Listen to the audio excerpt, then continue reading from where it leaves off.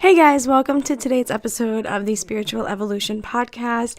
I am your host, Andrea, and I'm excited to introduce this episode to you. I spoke with Lyam, aka Yamsox, on TikTok is his name, and all of his links and everything will be available in the description below. But we talked about a lot of really interesting theories and ideas regarding mathematics and its relation to philosophy and spirituality and the depth behind those things. So it was really amazing conversation, and I'm so grateful. I hope you guys enjoyed this episode as much as I did, and have a wonderful day. Oh, no So I'm problem. really excited to talk to you. I absolutely I'm obsessed with your content. Um every time, like, I don't know, like I will literally I'm like showing people your videos all the time. Because they're so No way. It's it's so great. like so nice to see somebody like combining, because I'm very like much like I believe that science needs to catch up with spirituality. Mhm. And like how you like the last video you explained, like you can't scientifically like discern God. You can't scientifically like do a scientific method on God. It And it won't yield anything, no.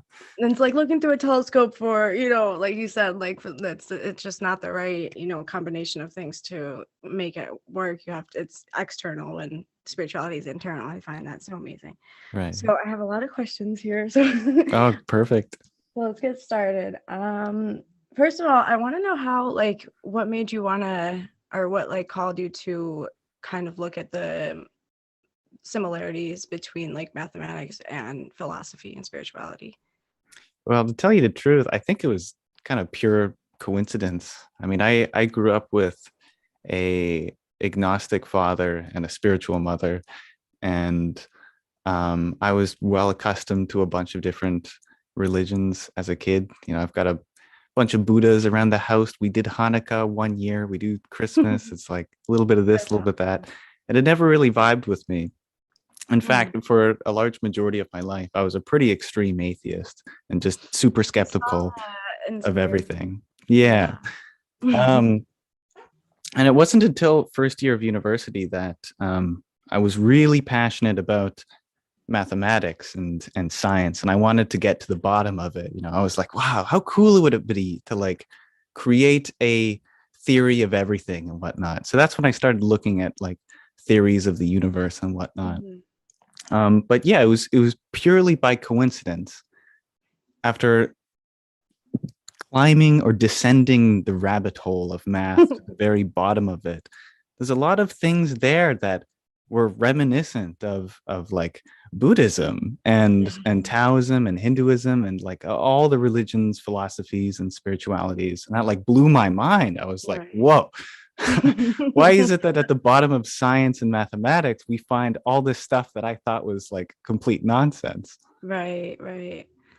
Yeah, it's interesting to like see the how they intertwine. Like it really like when I was I wanted to talk to you about the monster, because I'm like, what is that? Like, is that, like the universe? Like what, Oh like, yeah. like I just find all of these like I was watching your YouTube speed running mathematics I think is what it was called. Yeah, right. Yeah. I thought that was so interesting. I loved the boredom repellent. I thought that was so cool. Oh, thank you. Yeah. The fractals. And Thought that's that was another fun. thing I was gonna ask about. Like, is the multiverse just like fractals? Like, what is your opinion on like coming up with a new theory about what infinity is and what the multiverse is, as compared to like fractals and like the Fibonacci spiral and stuff like that? Yeah, I think the universe definitely mimics fractals or vice versa in that way. We see fractals show up in the universe, and both quantum mechanics and relativity tell us that time is not linear, and so maybe those branchings off of timelines that could be conceived as like parallel universes or alternate timelines that kind of spread out like a fractal, like a tree Big does. tree. I was just thinking that. Yeah. And it's interesting because I also noticed like how everything has like trees have that look of like lungs, and like people do the comparisons all the time from like the human body to nature to the universe, and I find that so intriguing how everything has very many similarities. Like, for example, like what I was going to ask you about the Fibonacci spiral is like, do you believe that is that's a mathematical equation, right? Yeah. Oh, yeah, definitely. Yep. Yes. So I find that so interesting because it's like, so it's in everything. Like you find it Mhm. in all like nature, and that I feel like that's proof right there for me. But like, so let me see, what else do we have? What do you believe about antimatter, black matter? Besides like it being like a mirror of what is happening, is there anything else you've like theorized about that? Well, I think the most remarkable fact about antimatter that no one seems to talk about, but a lot of high level physicists know and they just never really think twice about it, is the fact that antimatter is indistinguishable from regular matter, but going backwards in time. Mm-hmm. And they hear that and they go, ah, cool, just a coincidence, whatever. But I'm sitting here like, what? Yeah. We're always taught like, oh, we've never known anything that can go backwards in time. Time travel doesn't exist. But here we have something that is mathematically, literally going backwards in time, Yeah. undistinguishable. I think that's Right. like, what? That gives so many, that opens so many questions. Like, Yeah. okay, if it's going backwards in time, then what does that say about the future? Because clearly these things are not coming from the past when we find them in labs or whatever. They're coming from the future. In Mm-hmm. particular, most antimatter that we've discovered, we've created in a lab. And Oh. so if we've created it, let's suppose we're in the lab right now and we create some antimatter. Mm. Since we know that it's coming from the future, how did the future know to come here now if we just decided to push the button now? Like it Right. just throws time into just a wrench into the whole system. It's like, okay, something deeper is going on here. Right, right. Mm. So, how do you like what was like the first thing that made you see like a deeper meaning to mathematics? Like what was the first thing that like clicked in your mind that made you question and like say like, oh shit. I will never forget that moment. Um, it was a really stupid statement, but that statement suddenly unlocked a new level of meaning. And in particular, I wanted to find what was at the bottom of mathematics, like I said. And historically, mathematics is constructed from the ground up from logic. So a good step for looking at what the foundation of math is looking at the foundation of logic. Um, and I should mention the whole reason I chose mathematics to study is because I consider it like the language of the universe. So what's the most fundamental component of the language of the universe?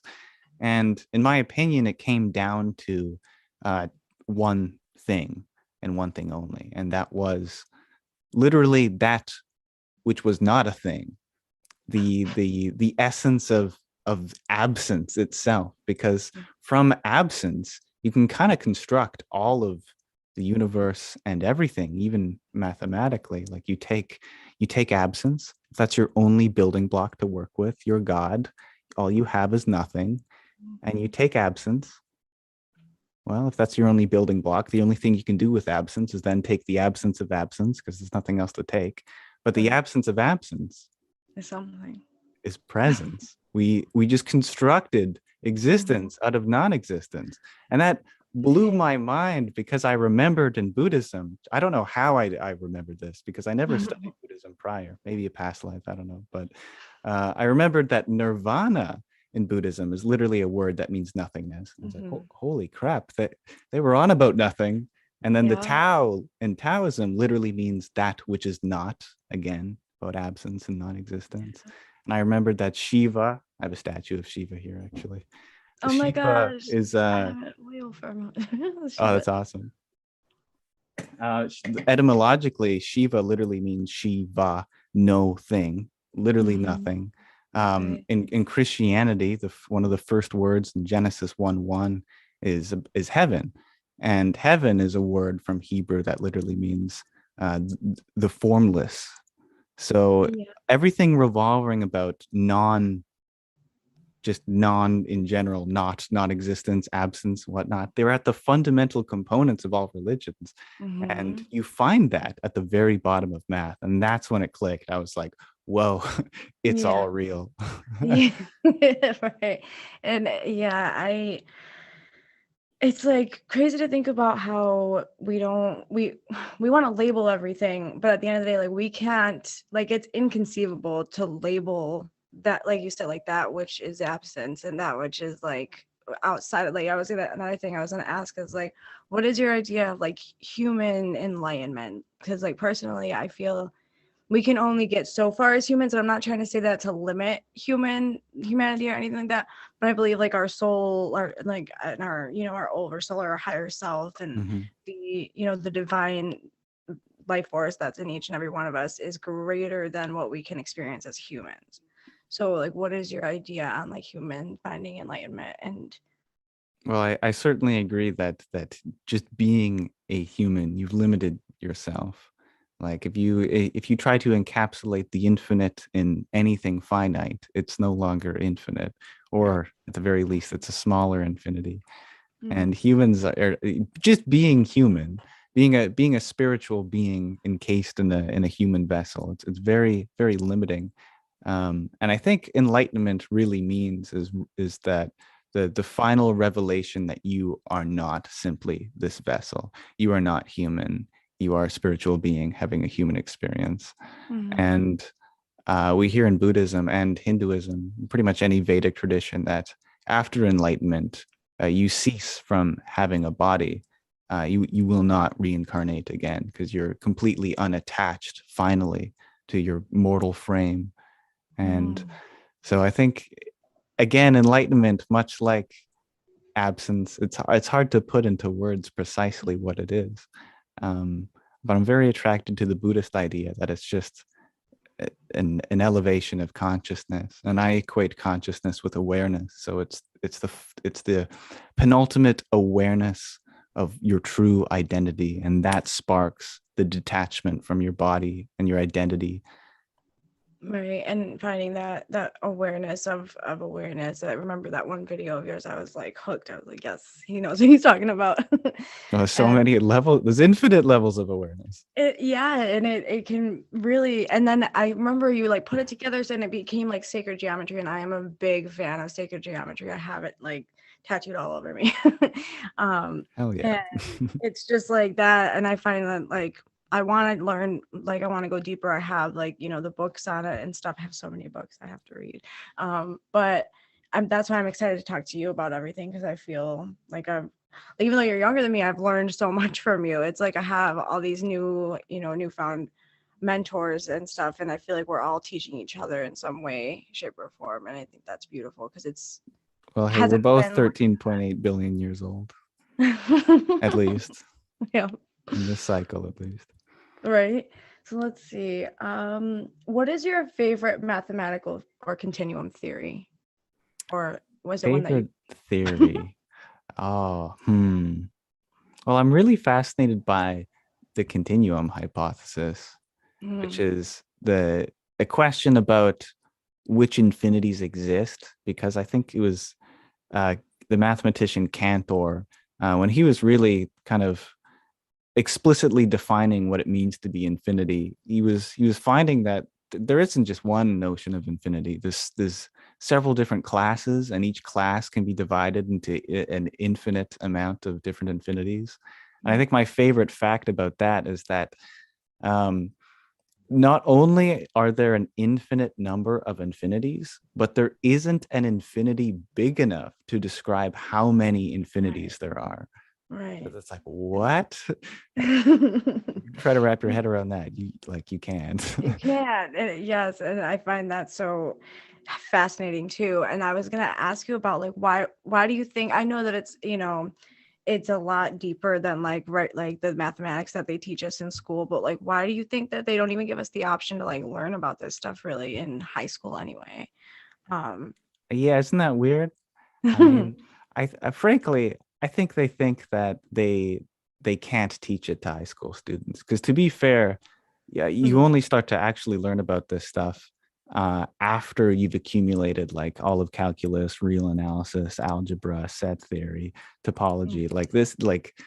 These notions of infinity are like the peak of mathematics. Mathematics. So it's like, Yeah. how are you supposed to like You can't explicitly start from the explain top that entire ladder? But that's the thing, as I think you can.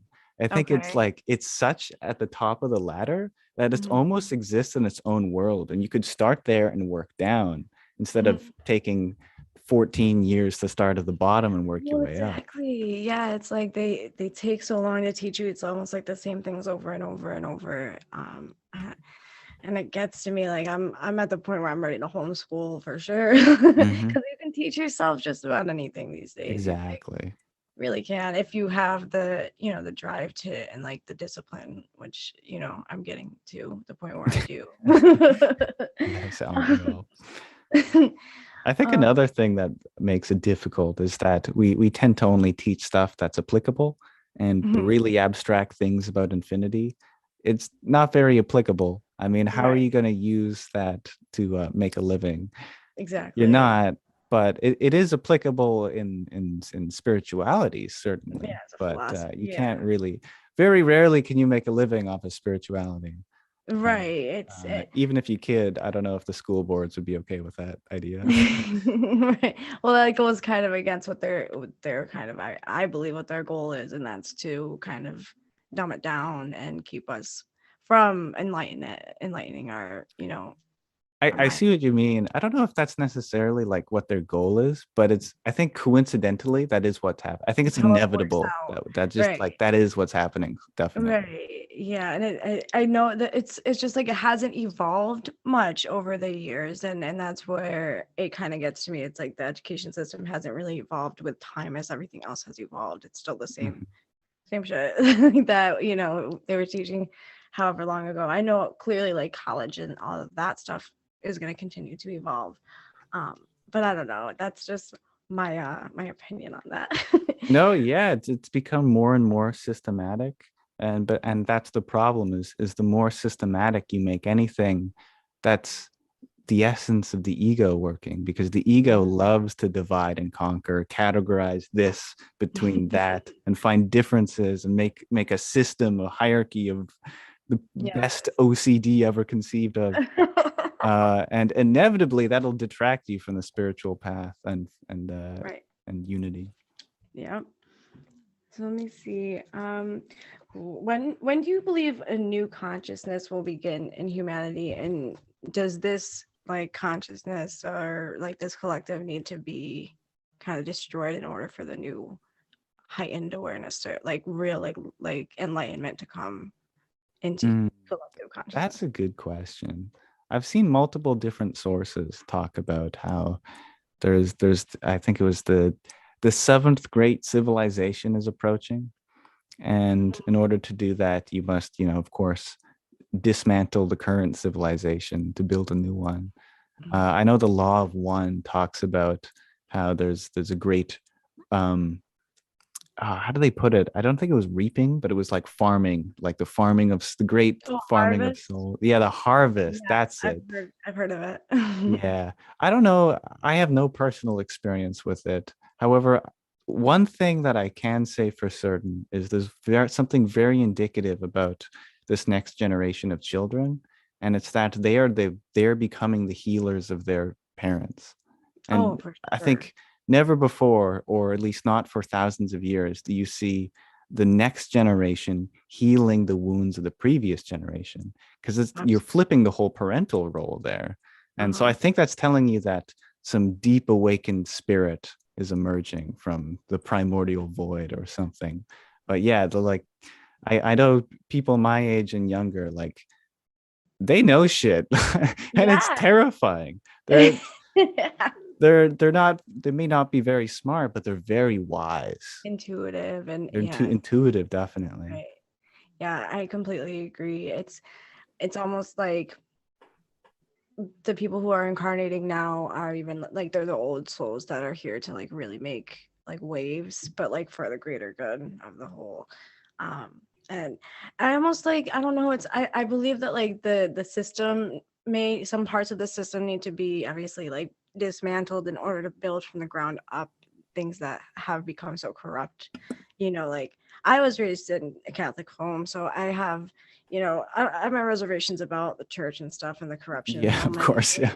and like lost in translation with the Bible and everything, and how many different like, you know, changes have been made and stuff. So that's one thing that I like feel like, you know, just needs to be reconstructed or deconstructed and then built back up like in the, you know, way that it's meant to, like for, you know, for love and unity and all of the things that it's supposed to stand for.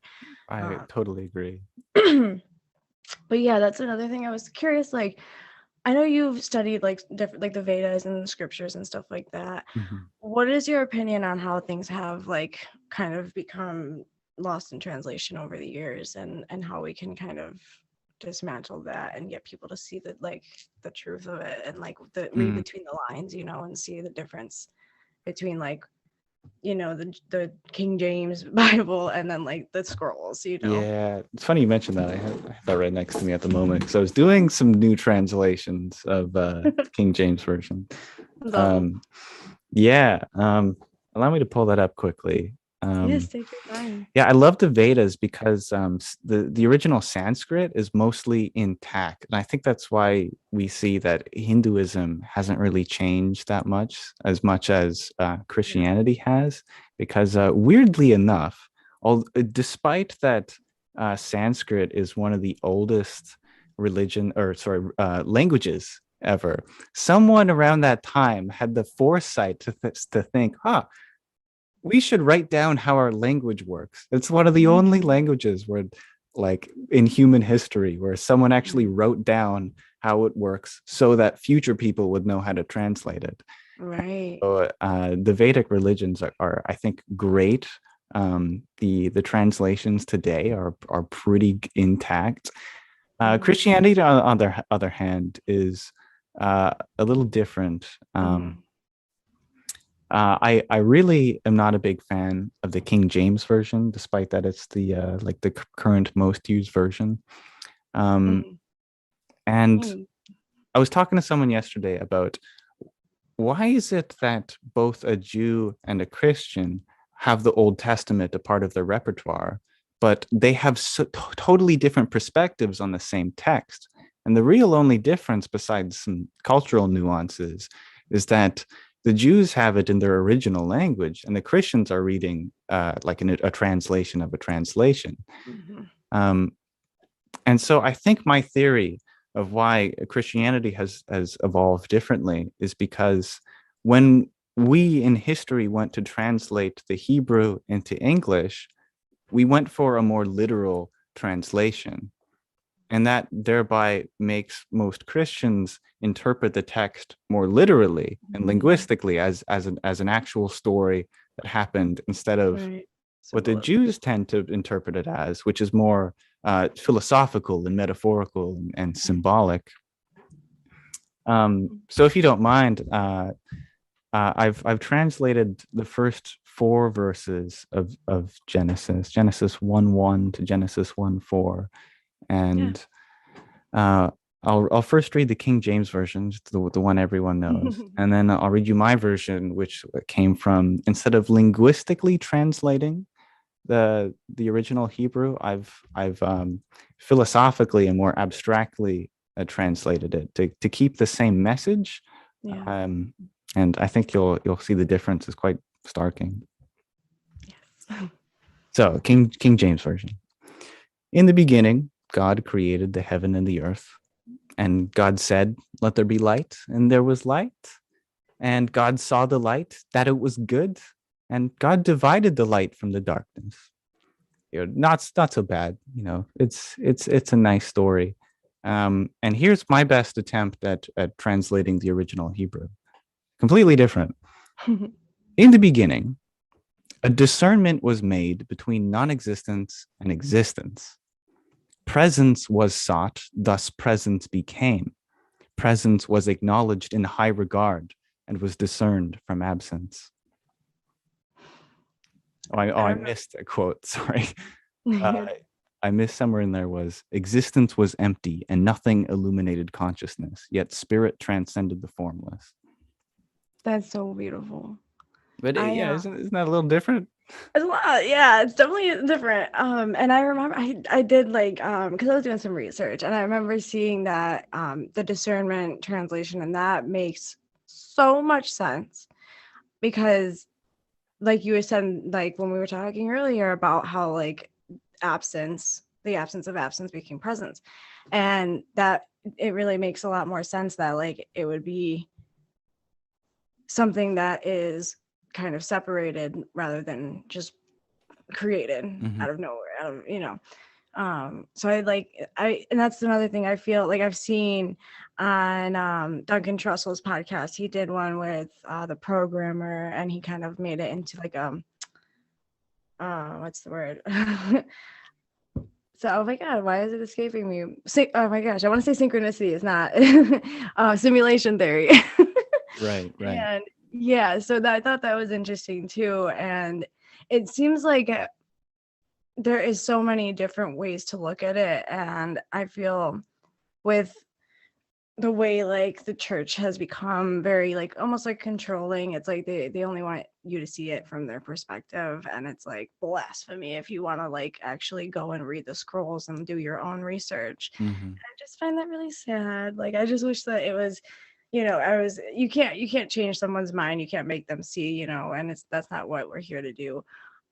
Everybody's Of journey is course. very No, yeah. different, but I think it's important for like like you said, like our generation, and clearly like our children and stuff, like even my son, like he like wants my spirit sticks and wants my cards, and like when he like always so into it, like, and he's got his own little deck, like, and he's not even 2, so it's very interesting to like see how quickly things are shifting just by our generations, like and the collective like shifting its perspective together and seeing through this like kind of like conditioning, and like them trying to basically like blindside us with like facts and information that like they don't Mm-hmm. expect you to actually delve into and research yourself. They just want you to blindly follow.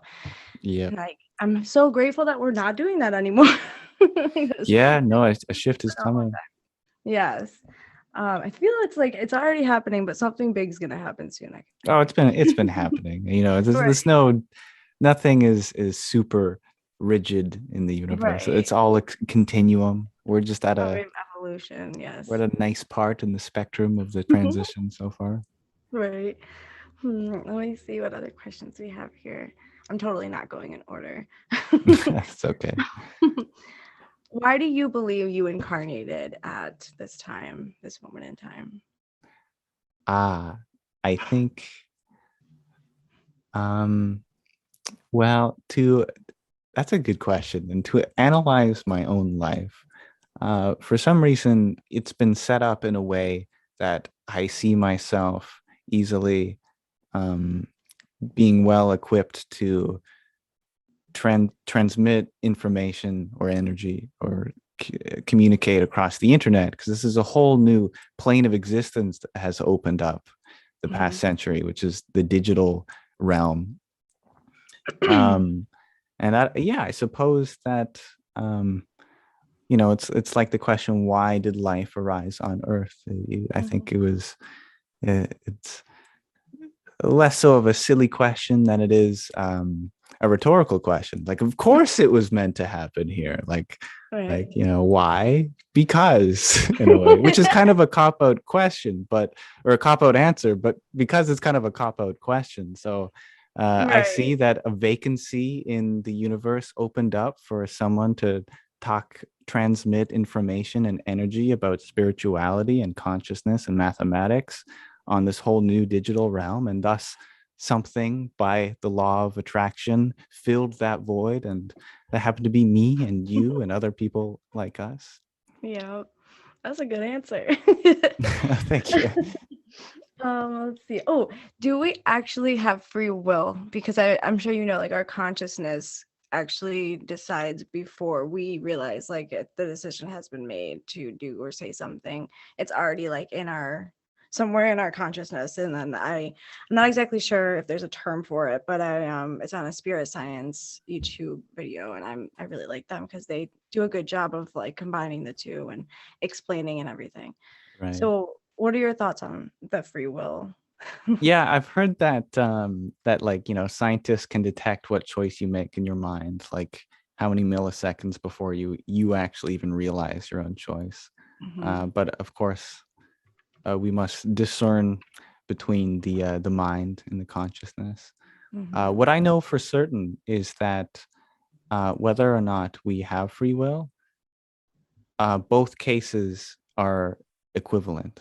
Like you would never know the difference, and thus that begs into question the how sound the question is. Like, okay, if both answers to the question doesn't change the outcome, then what does that say about the question? Right. Interestingly, my favorite mathematician, John Conway, once proved a paper called the free will theorem. And he was able to prove, with under the assumptions of quantum mechanics, that if any single being in the universe has free will, then thus it is necessary that every single thing in the universe has free will. And that includes inanimate objects, that includes atoms, that includes particles, you name it. If anything has free will, then everything must have free will, which is a really interesting theorem. Yeah, that is it. It kind of, I mean, it makes sense because whether those atoms and particles are going to come together to be created, maybe they choose, where they end up. I don't know, as inanimate objects, because I do believe that everything like plants and animals and the earth itself, the stars, all of it's very much sentient and, Mhm. conscious.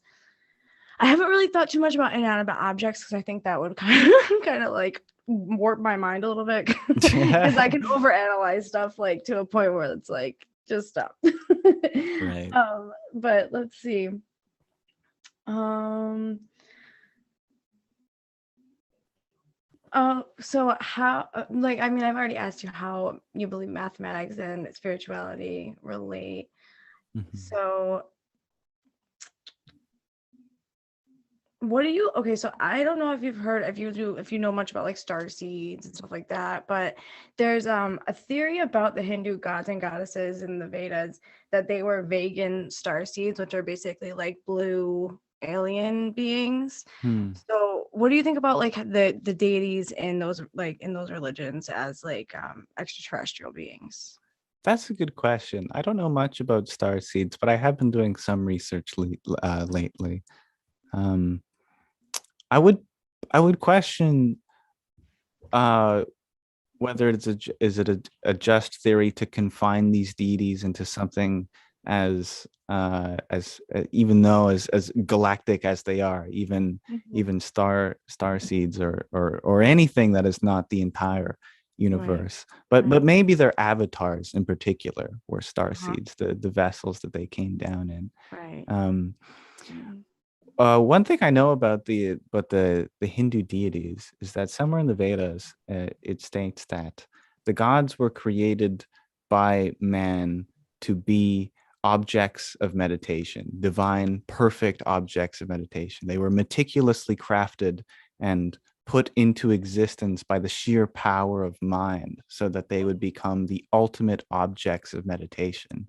Thus, upon the meditation of these objects, these deities, that their aspects and attributes would manifest in you, if that Right. sheds any light. Like it's funny, I was just actually watching about like a video about Lilith and they were talking about is Morg. He's talking about how she is an archetype within your consciousness and you can, connect with like that, part of yourself, just how everything is connected and all of that. But it's almost like he was explaining how it's a story and it's like it doesn't necessarily have to be like a thing in existence. It's just something within each and every one of us, like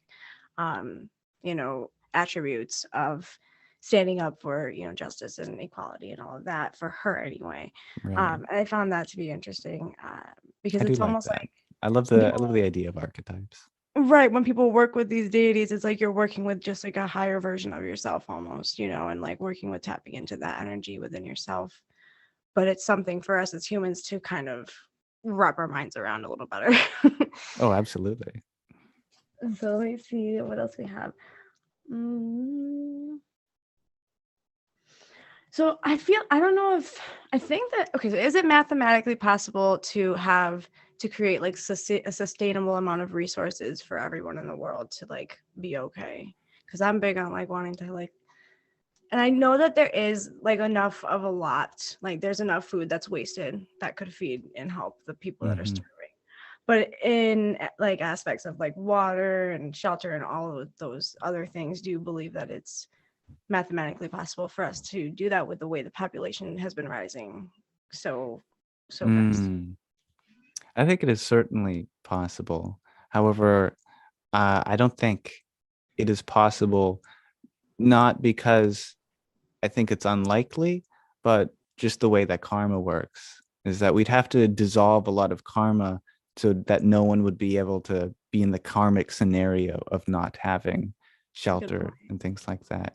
Because I think if we subscribe to the idea of reincarnation, then and the idea of karma, then necessarily the people in the world that are suffering right now had to have some karmic influence in a past life that, you know, by the law of every action has an equal and opposite reaction. Maybe Jimmy, although he's a great kid, unfortunately was an absolute masochist in his past life, and thus the lesson and learning that he must have in this life is to feel what it happened to the people that he caused the suffering to in a past life. Absolutely. Which no one likes to think about, because especially when you think about you know, all the suffering that happens with children, because that means you're justifying like suffering.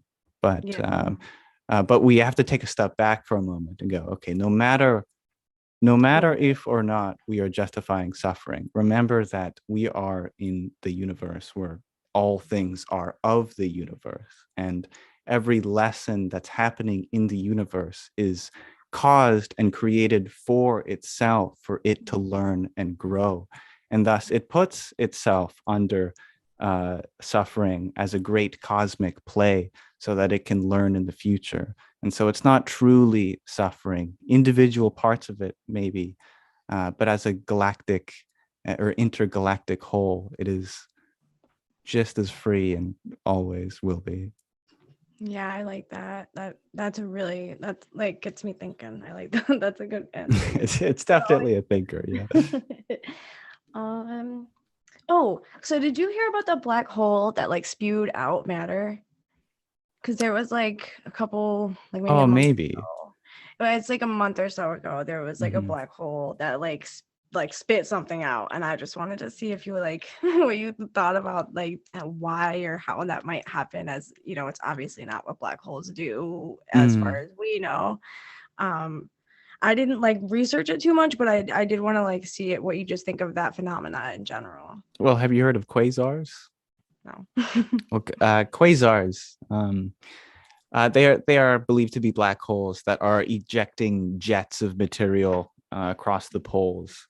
And the thing is the material is not actually coming from within the black hole. It's coming from all the material that's trapped in an eternal orbit around it. And, you know, through weird magnetic lines and flux, it gets funneled and shot out to the poles.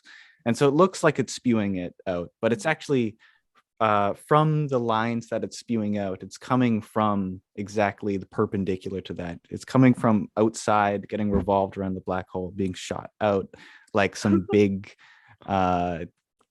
cosmic slingshot.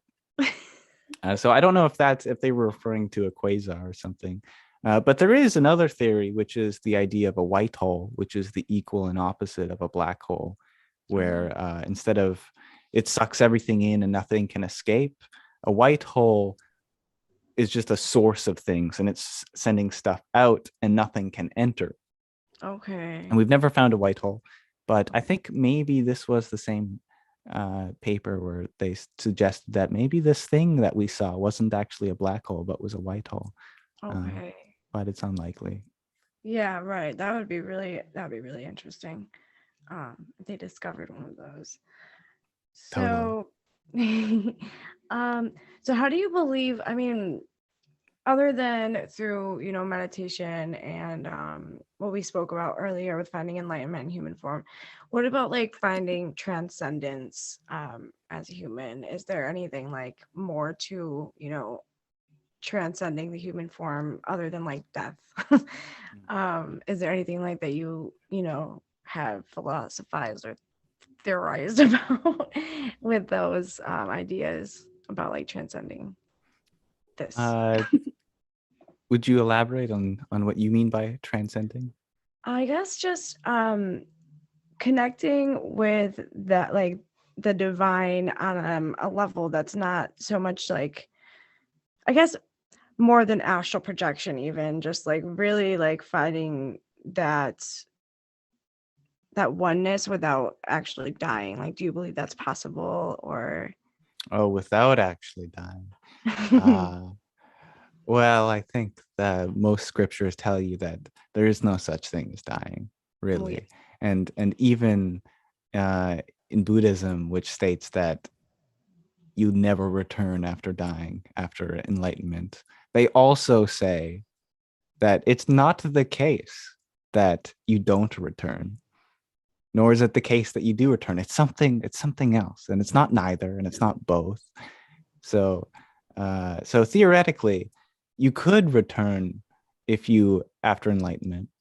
And my theory is that the reason why the Buddha said that we cannot say for certain that I will return or not, because it wasn't decided yet, and because of the free will, we cannot say for certain if or if not that will happen.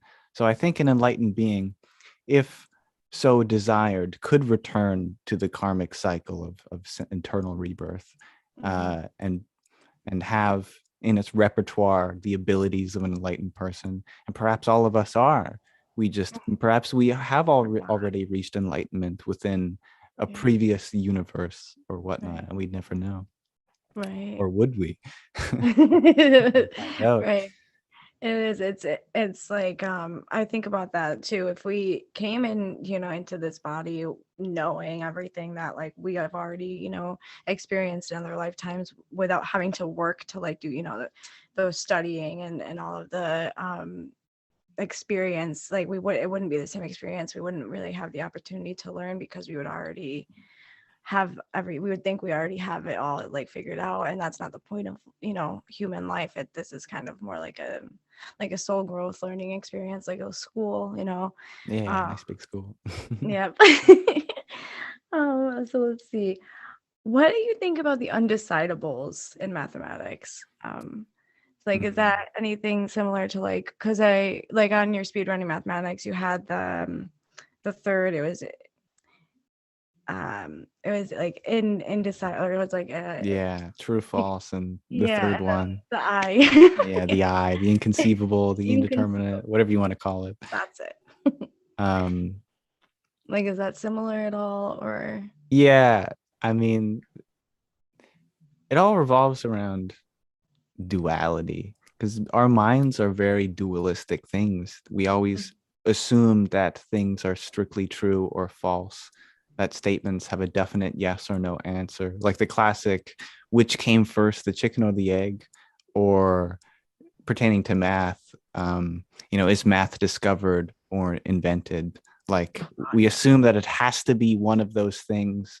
And you'll notice the reason the reason that those two questions are for the most part unanswered is because we assume that it has to be one of those things. Right. If we don't assume that, then the question's no longer exciting. It's like, okay, it's both, or it's neither, or it's something else. It's like you've Right. solved it, boom.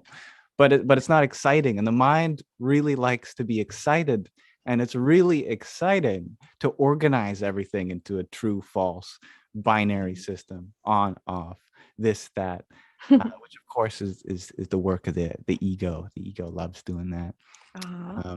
And yeah, I think I think these undecidable statements are very very common. So common, in fact, that I think every statement is one of those statements. There is no such thing as a statement that is cleanly yes or cleanly no. Absolutely. I totally agree there. It's anything can be transmuted or alchemized into like anything else. So Exactly. You this introduce stuff, time into into the mix, and everything right? is changing. Then these answers must be changing too. So there's nothing Exactly. permanent about these. Right. Everything. The only thing that is permanent is impermanence. So it is very much like it's both. Right? Like, It's both. everything is both. Neither. Everything. Nothing. um, let's see what else we have. Do you believe consciousness exists in the mind, or body, or both, or neither? Hmm. Or I mean, is that one of those questions? Consciousness, in my opinion, is I really like this Buddhist story. I think a Buddhist was asked this, and he said something like, suppose I have two pots. I've got an empty pot and I've got a pot filled with water. Notice you see your reflection or the sun's reflection in the pot with water. But we can't say that the sun's light also isn't within the empty pot. Mhm. It has nothing to do with the water. The water is just reflecting it. That's all. In fact, if I dump both of them out, they're still both equally reflecting water, just as much as they do when you fill them both with water. And so Mm, the metaphor is that light is the consciousness, right. um, and the pot is your body, and the water is your mind. And Mhm. so you need a body to put a mind in. Mhm. And the mind allows the consciousness, which is already everywhere, to Right. reflect upon itself to become self aware.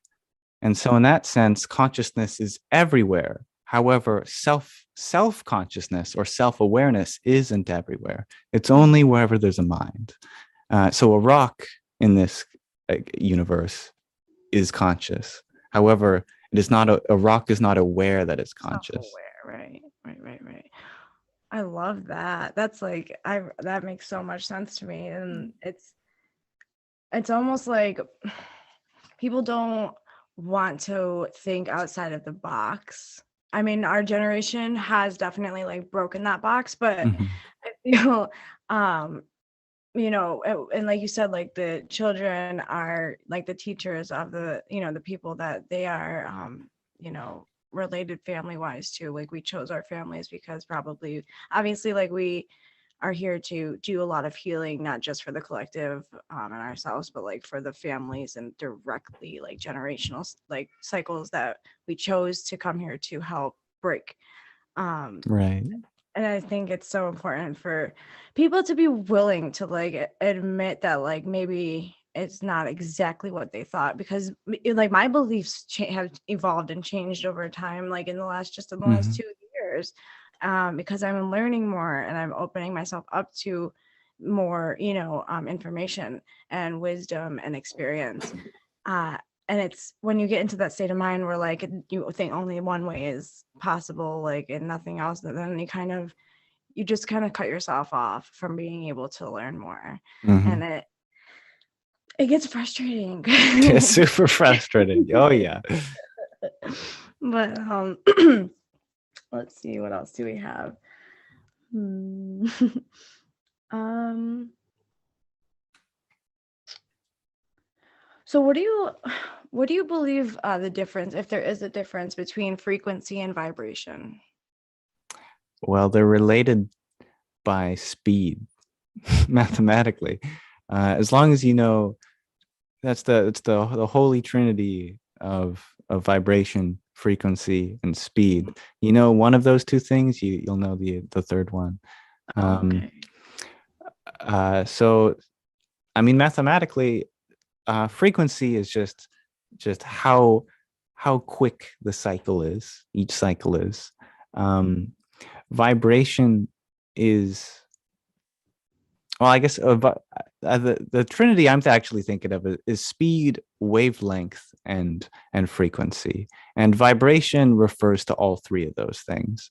Okay. And so frequency is how quickly something is, and wavelength is the size of that cycle, and Okay. the speed is essentially the link that tells you how you get the frequency from the size and whatnot. Mm-hmm. And so I think vibration encompasses all of that. For our sense of sound, the frequency is the pitch, and the size is the volume. Right. And for light, the frequency is the color, and Yeah. the size is the brightness and whatnot. All of our senses are a measure of some vibration, of course. Yeah. I like that. And it seems like people have become very like they're starting to understand that everything is frequency and everything has like a frequency or and a vibration to it.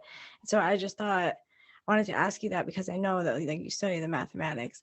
So it makes sense that I mean they're all intertwined, but I knew that there was like a separation. So I wanted to know what what the difference was between the two. Yeah, the Um vibration is just a name for all of those phenomena. yes. Frequency is one aspect of vibration, just as wavelength is, just as Right. speed is. Right. That makes sense. Mhm. Oh, have you heard of the cold spot in space? There's a couple cold spots out there. So do you have any theories or thoughts about the how that may have come to be? Because the videos I was watching made a little bit of sense about it, but I was interested in what your thoughts were. Yeah, isn't it interesting? It's very, very, very boring place to be. There's not a lot of energy transferring at all. There's because there's no energy to transfer there. That Yes. is if you associate excitement with stuff happening. There's just not a lot of stuff happening there. Yes. Yeah, we do expect, some places of the universe are going to be hotter than other. Stars Mhm. are hot. Gaps between stars are tend to be a little colder than. Mhm. Um, the weirdest one, in my opinion, is the Great Attractor, which you might have heard, because our galaxy is a part of a supercluster of other galaxies called Laniakea. And when we track the motions of all the galaxies in Laniakea, they're all generally moving towards one point. And so that one point is called the Great Attractor. But the Okay. weird thing is about the Great Attractor is when we point our telescopes there, there's nothing there, which is kind of Oh. bizarre. Everything's moving towards nothing. So Nothing. how is it being attracted? Because gravity tends to need mass to attract things. Yeah, like what is the pull? That's Yeah. interesting. I think I think there's a dual of the Great Attractor too. It's called the Great Repeller or something. Is everything's moving towards the Great Attractor and away from whatever it was called, the Great Repeller or something. And there's also nothing at the Great Repeller. So it's like this big cosmic magnet bar, except the magnet Right. doesn't exist. Wow, that sounds incredible. Yeah, like they were saying these spots in space like are some like byproduct of like the creation of the universe and that like that's what was kind of left from it was like very deep. It's like something like that's left over basically from like the Big Bang. Yeah, Um yeah. and The that sounds cosmic microwave background. yeah. And that sounds kind of conceivable. So I thought that, yeah, I'm gonna have to look into the that great attractor because that's interesting. I Oh just yeah, got my space son a is cool. telescope, and You I'm just got like, what, sorry? I got my son a telescope, but Oh, like he's nice. not even two. Like I got it for me, but like I Yeah. will be able to use it when we're older. When he's older, well, I'll be older too. But let's see what else we have. Uh, mm, oh, I already asked you that one. Um, Do you have any thoughts on like Kundalini energy and like awakening it and any like have you ever worked with like Kundalini energy at all? I have uh I don't recommend it. Here's the thing. It's some powerful shit. Like Yes. it'll, Yeah. if you're not ready for it, it'll Right. fuck you up. And Oh, I for think sure. they even tell you that like y- like if you awaken it, because pretty much anyone can awaken it. You just have to meditate the right way. And but the thing is if you do that, the whole theory is that the Kundalini is wrapped around the base of your spine, and you Right. just have to channel it up to your crown chakra, which Mhm. isn't that hard. The hard part is getting it back down again. Because the thing is, apparently, if it's up there for more than 2 weeks, you just die, and that What? sucks. You just get reborn again. You have to spend more time removing all that karma again. Oh my. It's just pointless because you just like it's the most ecstatic suicide ever, and it's just What? unnecessary. I didn't know that. See, like, so I then I was like watching videos and stuff like a week ago. This Kundalini, it was like a real Kundalini awakening, like popped up when I was getting your questions out and stuff. So I was like, I also should ask one of this. Oh, But, it's dangerous. yeah, it's this guy that like does like he does these like classes. They're expensive. Like I looked at it because I was like interested. They're really expensive, but he basically like awakens it for you. He's like an energy worker, and he does like all these movements. But like the people look like they're like convulsing, like they look like they're going Mhm. through like some really intense shit. And like I know what you mean by like not being ready for stuff like that, because that can be very overwhelming for Oh people yeah, like that just are just getting into it. And that could even after 2 years, I don't think when I'm ready for it, like it will happen in meditation when my guides think I'm ready, right. because it's definitely something that like you got to be careful with. Yeah, I Oh, totally totally. agree. I think the yogis they tell you that you got to practice all 8 limbs of yoga to get the diamond body, and that takes like decades of constant practice to do. Exactly. Right. And um, I think I accidentally uh, I don't know, I did something with the Kundalini once while I was meditating, and I immediately knew after that I need to start working out because my body was not ready for that transfer. In fact, my body froze up like ALS. Like Oh my wow. hands were like literally like frozen. It was terrifying because Mm-hmm. I couldn't move them. It's as if someone like tensed up all my muscles. Or I guess it was me. I tensed up all my muscles, and you just couldn't untense them. And Wow. and like it was exciting, I'll tell you that much. But yeah, But that's um pretty I, scary. I committed to myself that I would never do that again until I had practiced all the necessary things. Right. Yeah, it can, and it can, I mean, you didn't do it by accident, right? Or was it like kind of just like random? Because I've never heard of anyone doing it without like trying to do it. Were you doing like a Kundalini meditation? I was just breathing and focusing on my breath. Breath work. Yes, Yeah, breath work is, just pranayama. yeah, I like doing breath work every morning, but like I think that's a good way to start like getting your body kind of ready for it. It's like yoga, breathwork, meditation, but I don't think it's something you want to like go have somebody do for you if you're just starting in this path. Oh yeah, no, that's how you traumatize yourself. Yeah, that's what happened when I was 15. No, I was maybe Oh like yeah. 16, 17. I had this crazy awakening. I was like didn't go to school for like over a month. It was because I was in 11th grade, and it was like we were studying like energy and atoms and stuff in chemistry, and it was just, and I was partying, and I'm almost 3 years sober. I was like, and I was had addiction problems back Mhm. from high school up until like 5 years ago. And but anyway, so I had taken this ecstasy pill, and it just made me like, it had like 2CI research chemical in it, and it made me like trip out to the point where like I said, I missed school, like I couldn't sleep, I couldn't do anything, I didn't leave my room, like it was very terrifying. And it almost felt like something was like moving through me. So it may have like certainly been some kind of a kundalini like energy. And it was definitely like very intense and very like very scary, because there was no kind of spiritual community that I could connect with. Like my mom brought me to the fucking priest. Like, yeah.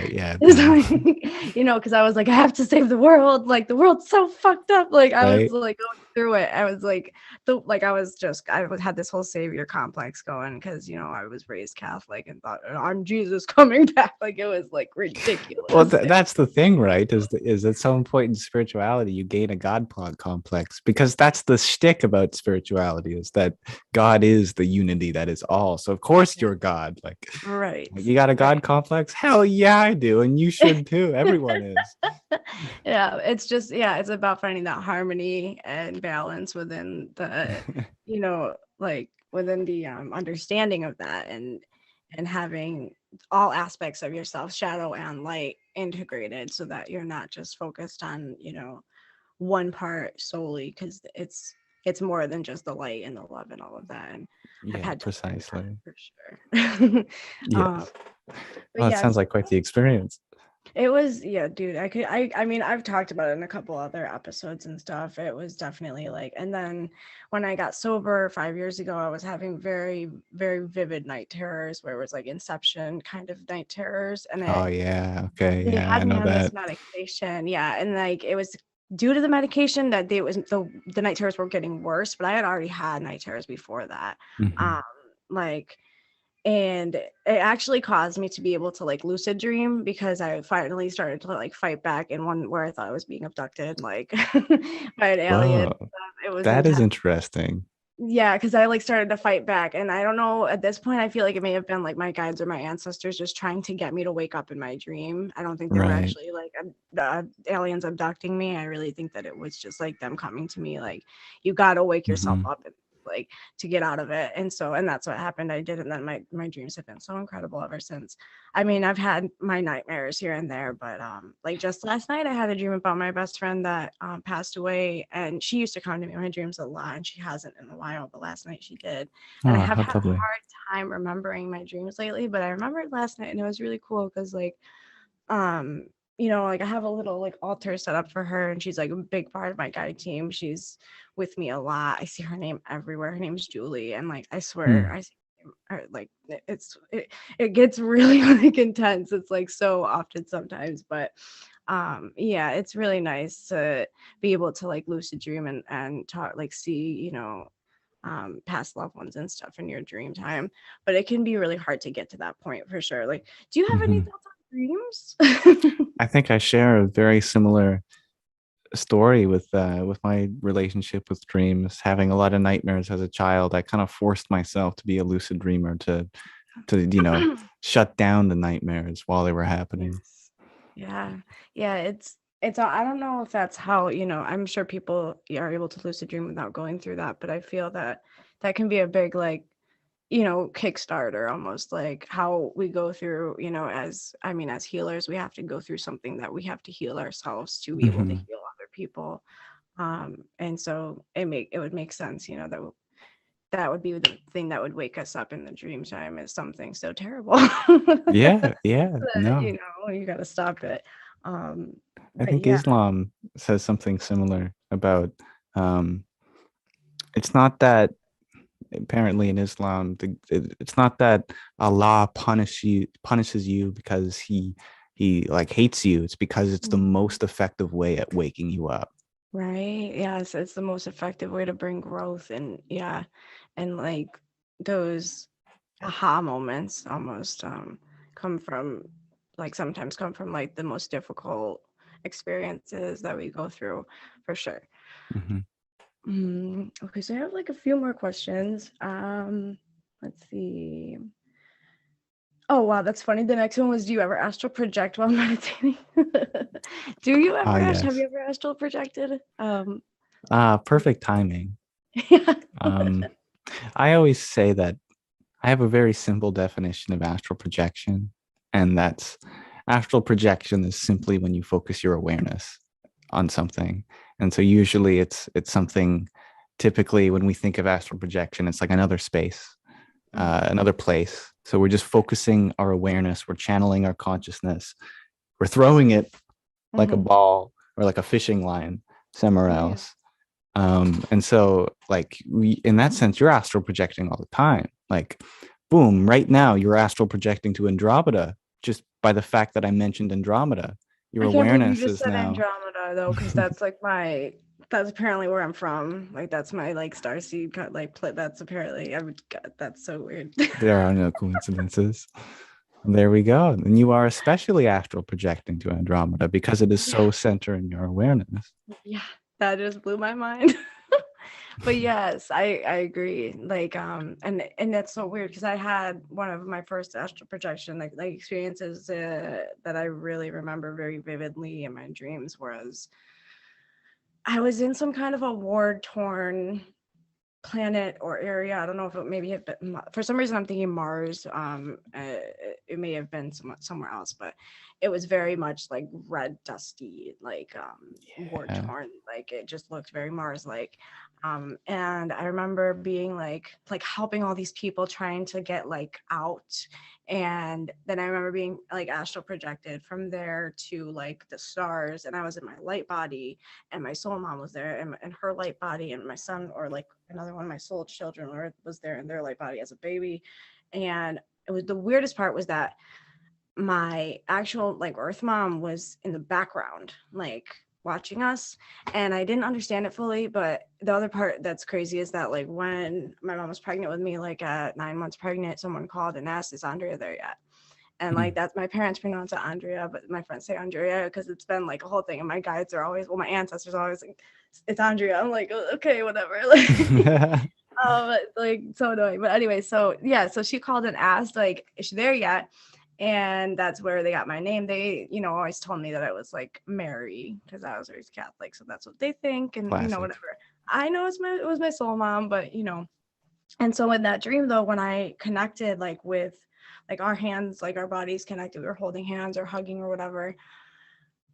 I couldn't put it into words, the feeling of like pure euphoria and just like everything was okay. Like I was in like it felt like heaven. Like I couldn't explain it other than that. Like I was like such a pure happiness and like genuine like feeling of like love, and like just it was something I'll never ever forget. And that was Mm. like one of like the first really like intense experiences I had in the last like few years, like 2 or 3 years. And it like changed my perspective on a lot of things because like I didn't realize I had a soul mom outside of here, and like that she's an alien and like all all this like stuff that my friend that's like one of my main mentors, like he explained to me when I told him about it. I was like, it was my soul mom, wasn't it? And he was like, you already know. I'm like, okay, well, like but yeah, there's so much that I feel happens in the dream realm. The It's Divine Mother expresses herself in a multitude of ways. absolutely for sure. So let me see. I asked you about that. Oh, what made you want to create the speed running mathematics, like with your own kind of theories and logic and all of that? What kind of sparked that? It's just for fun, but I'd like to get the collective consciousness aware that our current theory of math is just that, a theory. And uh, it not always is the case that these facts that you have been taught are universally true. Mhm. 1 plus 1 doesn't have to equal 2. It depends on what system you're working in. For example, on a clock, um, 6 plus 7 equals 1, right? Because there is no 13th hour on a 12-hour Mhm. clock. It's 1. Oh And wow. so it just depends on your settings and what things you assume. And all of math is a result of 9 assumptions, like our Assumption. Yeah. current theory, the 9 axioms. Yes. But these axioms are controversial, and so I thought, I'll make a series about that use different axioms to show that they're pretty arbitrary and you can still do cool stuff with whatever. Right. I think that's such a I love that. Like it's like a fresh perspective on mathematics for sure. Cause I think it's important for people to see that like it is more than just, what you're taught in school. And there's a lot of like divinity within like the sacred geometry and like of mathematics, and how they intertwine with philosophy and all of creation, really, because like frequency and vibration comes down to mathematics too. So I just find it very intriguing. So I have like two more questions. Sure. Oh, just one. I already asked him. Okay, so the last question I'm asking everybody is, what is your what is spiritual evolution for you? What does that mean to you? For me, spiritual evolution is a good question. Literally, I mean, what is a question when it comes down to it? A question is a query. It's a statement that creates vacancy for something new. As soon as you ask a question, you thereby create the vacancy. And this process is known in Judaism as tzimtzum, that in order to create anything, even a universe or a God, you must first create the vacancy for something to arise. So the act of asking a question is creating that vacancy. And thus, by the law of attraction, when you create a vacancy, and by the law of entropy, everything and anything will fill that inevitably. And so a question is creation. And I think the spiritual path is not so different. Spiritual evolution is learning that the very act of asking a question is creation.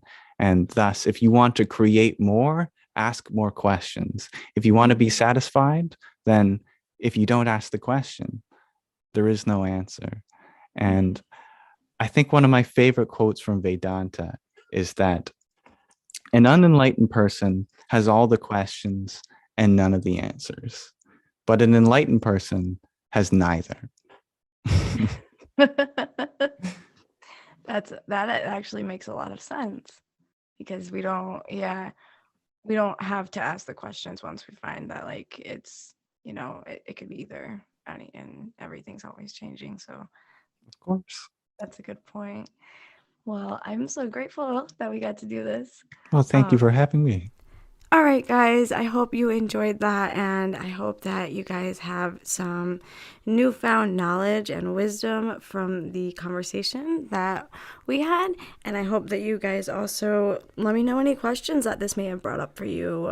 Feel free to comment, or send me an email or a message letting me know what you think. And if you guys are interested in more stuff like this, you can always let me know.